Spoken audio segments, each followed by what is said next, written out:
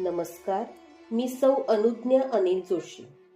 ओम श्री परमात्मने नमः. श्रीमद्भगवद्गीता अथ पंचदशोऽध्यायः. श्रीभगवानुवाच ऊर्ध्वमूलमधः शाखमश्वत्थं प्राहुरव्ययम् छन्दांसि यस्य पर्णानि यस्तौ वेद स वेदवित्. भगवान श्रीकृष्ण म्हणतात, अर्जुना, पिंपळ वृक्षाचे मूळ वरच्या बाजूला म्हणजेच परमेश्वरात आणि फांद्या खालच्या म्हणजे सृष्टीत आहेत. हे संपूर्ण जग ईश्वराकडून उत्पन्न होऊन पृथ्वीवर पसरलेले आहे, ज्याची पाने वेद आहेत, कारण वेद या जगाचे ज्ञान व मुक्तीचा मार्ग सांगतात. अश्वत्थ म्हणजे पिंपळाचे झाड, हे अविनाशी आहे, अर्थात संसार रूपी वृक्षाला वेदांच्या आधाराने जो जाणतो तो सर्वज्ञानी असतो आहे. अधश्चूर्ध्वं प्रसृतास्तस्य शाखा गुणप्रवृद्धा विषयप्रवालाः अधश्च मूलान्यनुसन्ततानि कर्मानुबन्धीनि मनुष्यलोके. अशा या संसार वृक्षाच्या शाखा खाली कीटकादीपासून वर ब्रह्मदेवांपर्यंत सर्वत्र सत्व, रज आणि तम या 3 गुणांच्या प्रभावाने मनुष्य लोकात पसरल्या आहेत. तसेच या फांद्या विषयांनी युक्त असलेल्या लहान डहाळ्या आणि पानांसारख्या आहेत. म्हणजेच या जगातील सर्वच कार्य आणि अनुभव हे कर्मामुळेच मनुष्य लोकात रुजलेले आहे. न रूपमस्येह तथोपलभ्यते नान्तो न चादिर्न च सम्प्रतिष्ठा अश्वत्थमेनं सुविरूढमूलं मसंगशस्त्रेण दृढेन छित्त्वा. अश्वत्थ या संसार वृक्षाला कधी अंत, आरंभाचे ठिकाण किंवा आधार दिसत नाही. अशा आसक्तीचा दृढ अशा असंग शस्त्राने नाश करून कापून टाकून त्यापासून मुक्त व्हावे.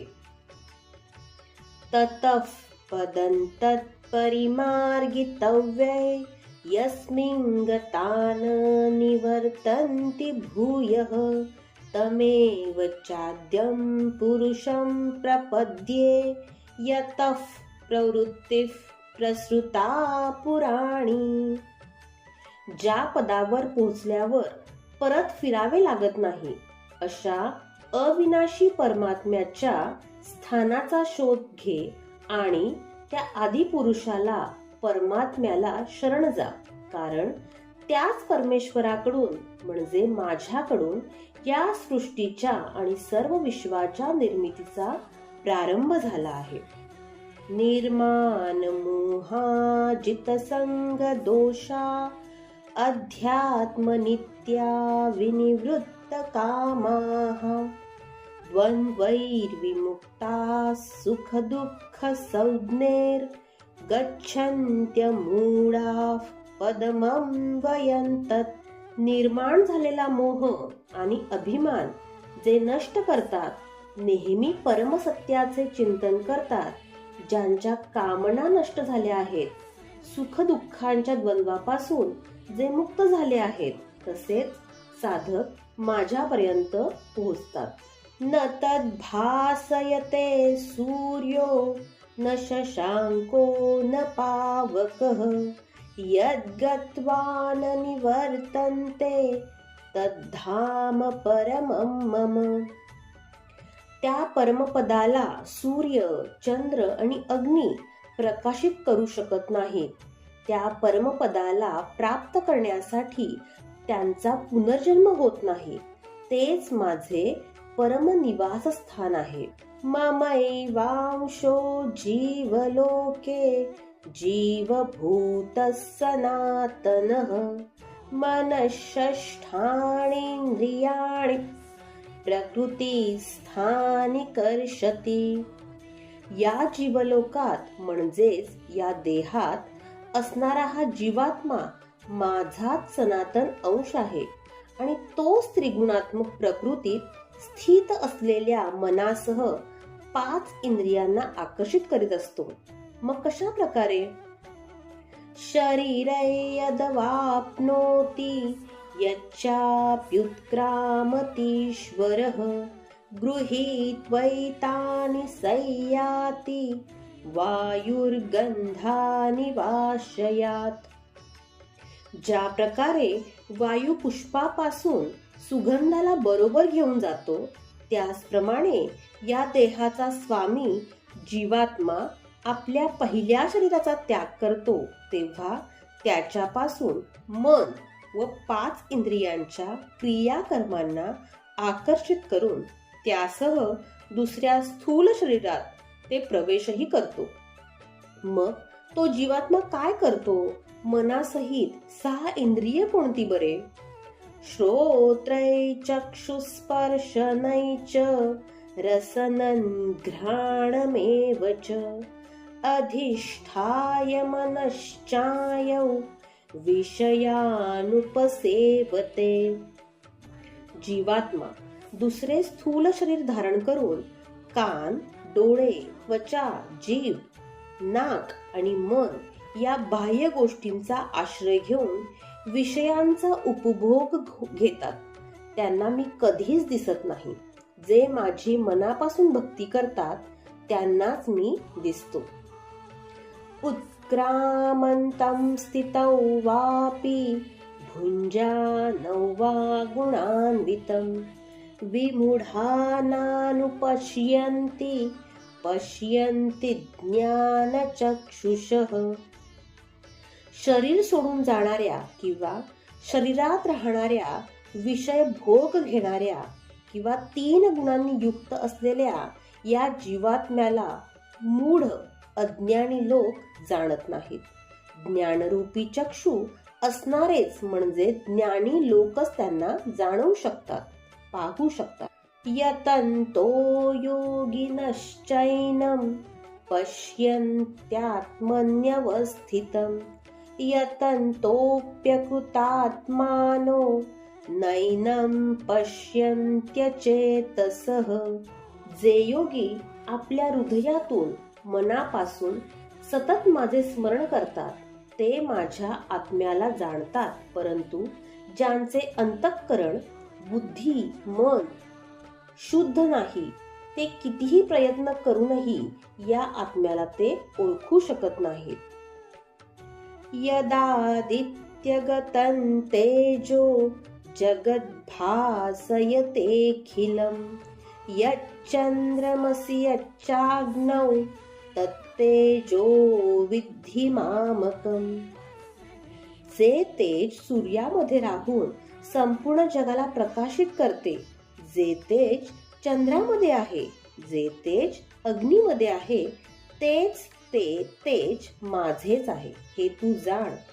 पुढे महापुरुषाचे कार्य सांगताना भगवान श्रीकृष्ण म्हणतात, गामाविश्य च भूतानि धारयाम्यहमोजसा पुष्णामि चौषधिः सर्वास् सोमो भूत्वा रसात्मकः. मीच पृथ्वीमध्ये प्रवेश करून आपल्या शक्तीने सर्व भूतांना म्हणजेच जीवांना धारण करतो आणि मीच सोम म्हणजे चंद्राच्या ठाई रसस्वरूप होऊन सर्व वनस्पतींचे पोषण करतो.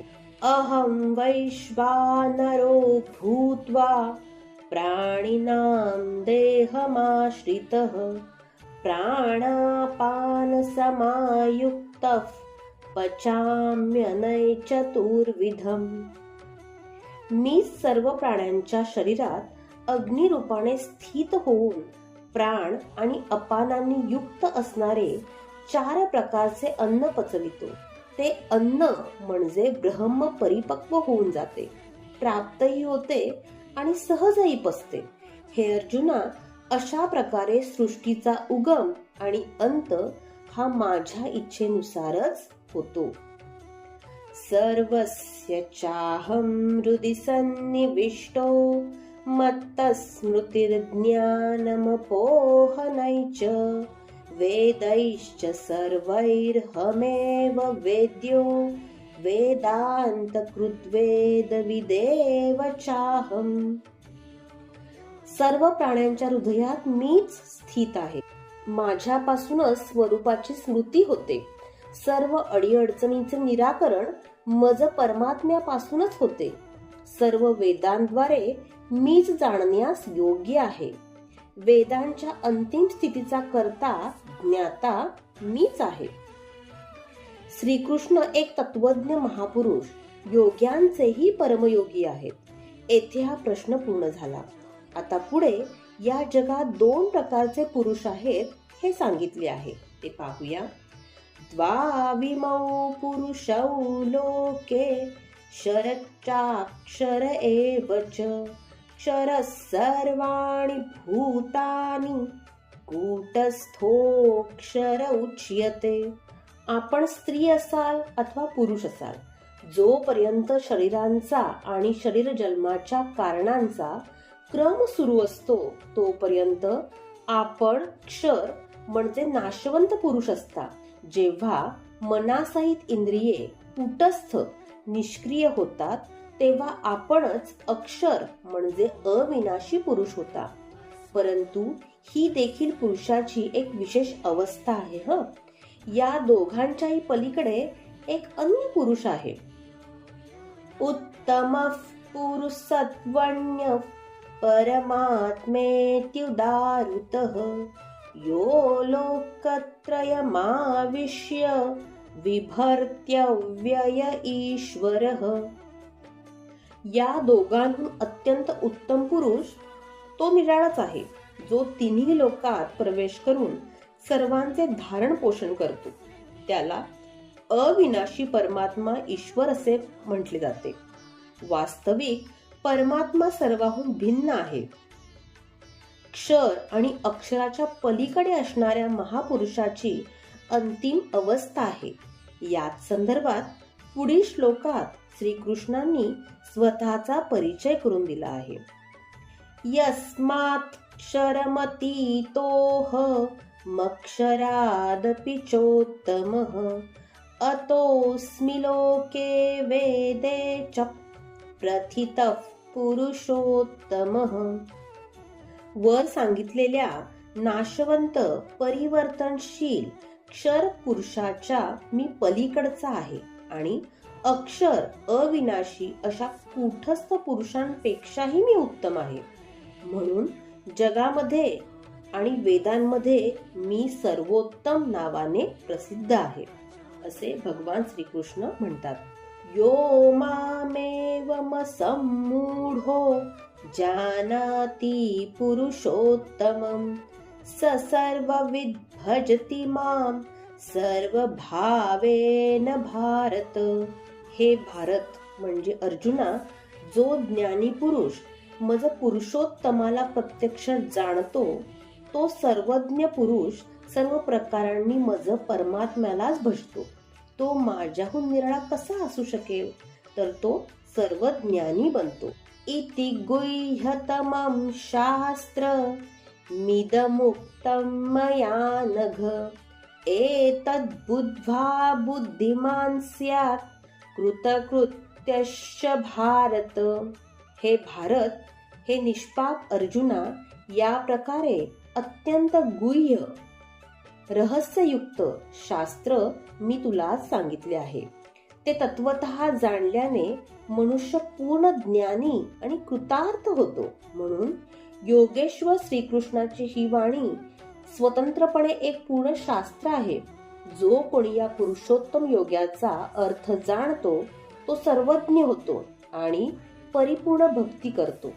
ओम तत्सदिति श्रीमद्भगवद्गीतासु उपनिषत्सु ब्रह्मविद्यायां योगशास्त्रे श्रीकृष्णार्जुन संवादे पुरुषोत्तम योगो नाम पंचदशोऽध्यायः।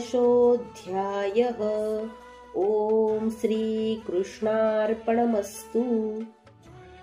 याप्रमाणे श्रीमद भगवत गीता रूपी उपनिषदातील ब्रह्मविद्यांतर्गत योगशास्त्रातील श्रीकृष्ण आणि अर्जुन यांच्या संवादातील पुरुषोत्तम योग नावाचा 15वा अध्याय समाप्त झाला।